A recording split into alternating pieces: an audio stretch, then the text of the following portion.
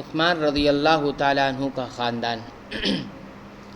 عثمان رضی اللہ تعالیٰ عنہ نے کل 8 شادیاں کیں اور سب کی سب اسلام کے بعد کی۔ بیویاں: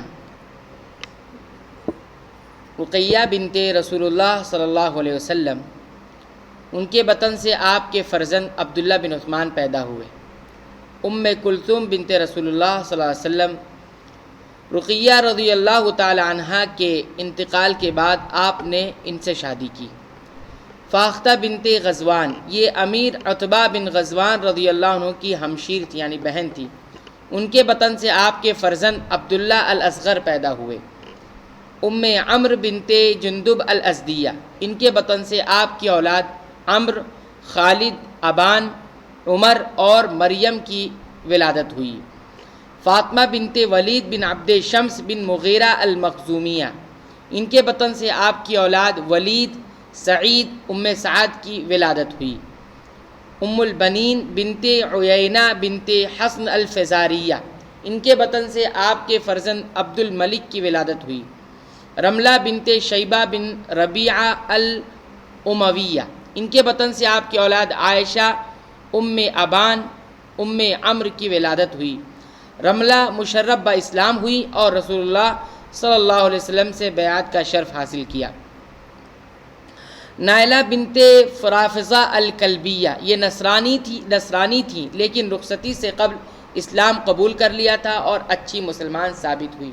تو یہ کل 8 بیویاں ہوئیں حضرت عثمان رضی اللہ تعالی عنہ کی۔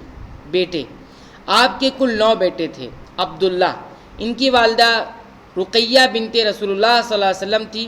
ہجرت سے 2 سال قبل ولادت ہوئی اور اپنے والدین کے ساتھ مدینہ ہجرت کی، اور مدینہ کے ابتدائی دور میں ہی آنکھ کے قریب چہرے میں مرغ نے چونچ مار دی تھی اور یہ زخم بڑھتا رہا یہاں تک کہ پورا چہرہ متاثر ہو گیا اور اسی کے سبب 4 ہجری میں وفات پائی۔ اس وقت ان کی عمر کل 6 سال تھی۔ عبداللہ الاصغر، ان کی والدہ فاختہ بنت غزوان تھی۔ عمرو، ان کی والدہ ام عمرو بنت جندب تھی۔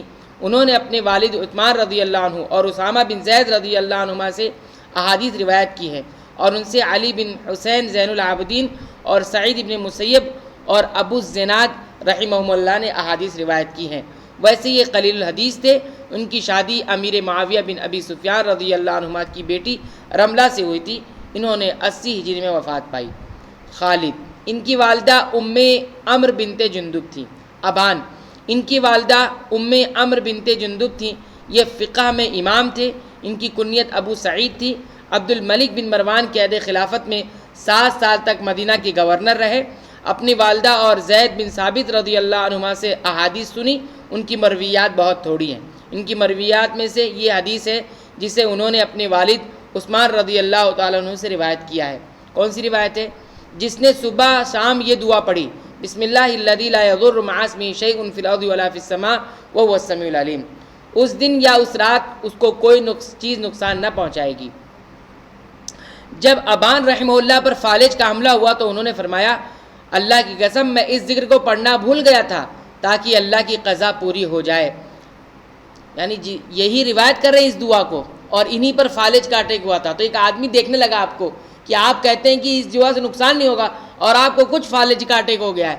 تو انہوں نے کہا کہ جس دن مجھے اٹیک ہوا ہے اس دن میں نے یہ دعا نہیں پڑھی تھی، اللہ کی تقدیر میں یہی لکھی ہوئی تھی، میری تقدیر میں اس لیے ایسا ہوا۔ اپنے دور کے فقہائے مدینہ میں ان کا شمار ہوتا ہے۔ ان کی وفات 105 ہجری میں ہوئی۔ عمر، ان کی والدہ ام عمرو بنت جندب تھیں۔ ولید، ان کی والدہ فاطمہ بنت ولید بن عبد شمس بن مغیرہ مخزومیہ تھی۔ سعید، ان کے والدہ فاطمہ بنت ولید مخزومیہ تھی۔ امیر معاویہ بن ابی سفیان رضی اللہ عنہ کے دور خلافت میں 56 ہجری میں خراسان کے گورنر مقرر ہوئے۔ عبد الملک، ان کی والدہ ام البنین بنت عتبہ بن حسن تھی اور بچپن ہی میں ان کا انتقال ہو گیا تھا۔ نائلہ بنت فرافضہ کے بطن سے آپ کے ایک بیٹے عنبسہ کی ولادت بیان کی گئی ہے۔ بیٹیاں: آپ کی کل 7 بیٹیاں تھیں۔ مریم، ان کی والدہ ام عمرو بنت جندب تھیں۔ ام سعید، ان کی والدہ فاطمہ بنت ولید بن عبد شمس مخزومیہ تھی۔ عائشہ، ان کی والدہ رملہ بنت شیبہ بن ربیعہ تھی۔ مریم بنت عثمان ان کی والدہ نائلہ بنت فرافسہ تھیں، اور ام البنین ان کی والدہ ام ولد تھیں۔ بہنیں، عثمان رضی اللہ تعالیٰ عنہ کی صرف ایک حقیقی بہن تھی، ان کا نام آمنہ بنت عفان تھا۔ دور جاہلیت میں کنگھی کرنے کا پیشہ اختیار کیا، پھر ہشام بن مغیرہ مخزومی کے آزاد کردہ حکم بن کیسان سے شادی ہوئی۔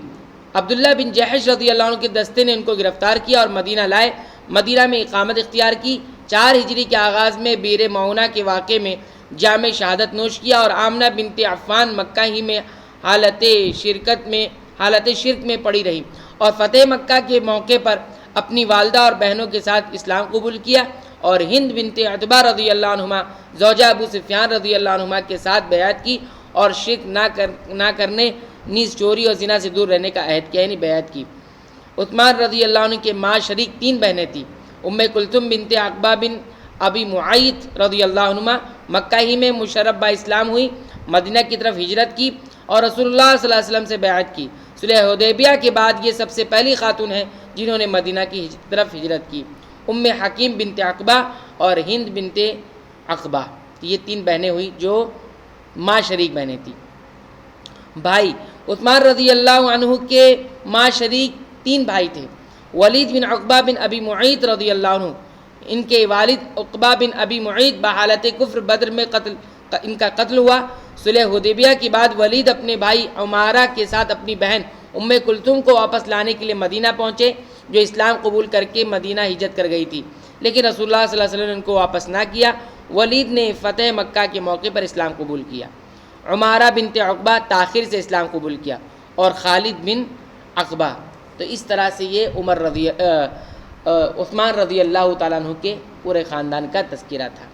اب انشاءاللہ آئندہ درس میں ہم عثمان رضی اللہ تعالیٰ عنہ کا دور جاہلیت میں کیا مقام تھا، یعنی اسلام لانے سے پہلے کیا مقام و مرتبہ تھا، ہم دیکھیں گے۔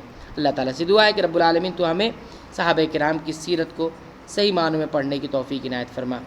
آمین۔ وآخر دعوانا الحمدللہ رب العالمین۔